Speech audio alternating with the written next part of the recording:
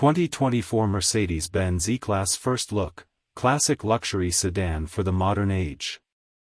By retaining the essential three-box sedan design, the 2024 Mercedes-Benz E-Class updates the timeless look without ruining its established image. When it comes to the looks of a sedan, nothing truly tops the design of traditional three-box layout. A nice, long hood that's separated from the greenhouse and with a proper deck lid honestly beats that four-door coupe-style Mercedes has been using frequently. That's why we welcome the 2024 Mercedes-Benz E-Class luxury sedan with open arms, as it still modernized that timeless look without ruining what makes it work so well and remains functional. It is also, by no means, just a bit of bodywork or just a set of new lights and a grille. The 2024 E-Class doesn't look longer, but the wheelbase has grown 0.87 inch longer than the 2023 version to its new 116-inch length. Despite that, the proportioning done by Mercedes engineers and designers makes the E-Class look not much functionally different from its previous generation. The short front overhang and long hood hides most of that extra length, but this body also belies the additional cargo room in the trunk, now at 19 cuft of space. Even with this additional length, the E-Class has a turning circle of only 35.4 inches when its optional rear steering axle is used.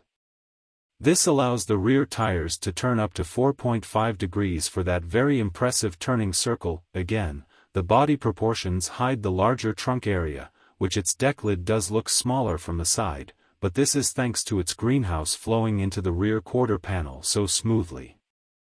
You still get the aerodynamic shape at the rear for better airflow and efficiency, but don't fully get that controversial coupe design we've been seeing from Mercedes. It's a nice blend that also helps to extend the rear portion of the rear passenger area, as well. This design allows the E-Class to slip through the air with a coefficient of drag of 0.23, even as the frontal area of the 2024 is 0.02 cuft larger than the 2023 model, 2.54 cuft on the new E-Class. Another new character change is done to the front end. The grille is now much larger, the side vents have also expanded, but the headlights are completely new. Gone is its single lower swoop, being replaced by double dip that would be far better at home on the current BMW lineup. In fact, we'd probably like to see these headlights on the 7 Series because they do look better than the current split headlight/running light design BMW is doing. The grille uses a black panel to connect itself between the headlights, eliminating the body color separation and making it as if the grille is floating on the front end. This floatiness is aided in the fact that the radiator is a three-dimensional design with an additional party trick, a light-up surround that an owner may option for on their build, heading back towards the rear, and we see another dramatic departure from the previous E-Class. Again, that single upward swoop is replaced by a double dip and the taillights extend further into the rear quarter panel than before. As if that wasn't enough, the running lights take on the shape of the Mercedes star emblem when lit. The deck lid, as we mentioned, is more dramatically angled downwards, but it also is much wider than the previous generation E-Class. As mentioned earlier, the 2024 model now has 19 cuft of cargo room, and the new trunk design makes it much easier to load and unload your bags with this new width. Finally, the rear exhaust takes on an evolution of its design, but the rear apron gets new aerodynamic strakes and a lot less chrome. At least on the AMG line version of the E-Class, inside, we get the latest iteration of Mercedes MBUX and a new design for its screens. Rather than have a large screen that spans from the driver's instrument panel and into the infotainment screen, the 2024 interior sees a separate instrument panel with a new widescreen that spans from the infotainment center screen and into a screen on the passenger side of the dashboard, if it's equipped. Otherwise, the driver's instrumentation viewpoint is much more centralized ahead of themselves rather than sharing space with the center screen. Despite that disconnect, both the instrumentation and central panel are much larger on the 2024 model than the 2023 shared screen panel. the digital side of the interior experience will be reminiscent for anyone who has used a smartphone. The icons on the displays are much simpler and color-coded, much like they are on your personal devices. Another change is moving away from a hardware-driven experience that coincides with the smartphone feel of the 2024 E-Class MBUX UI. Rather than having multiple modules to control everything, Mercedes is using a single processor to drive the functions and controls inside the E-Class.